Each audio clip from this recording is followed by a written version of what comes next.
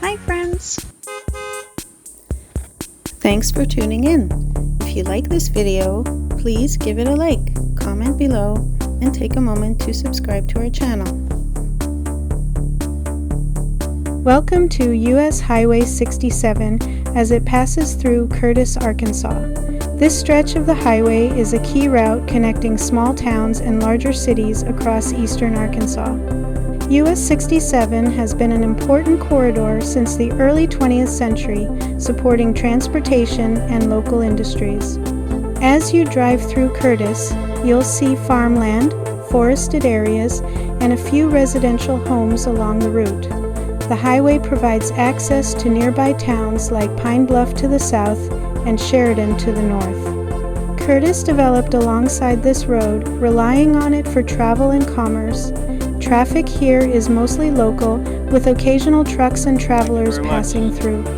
US Highway 67 gives a clear view of rural Arkansas along its route. Thank you for joining us on this drive along US Highway 67 in Arkansas.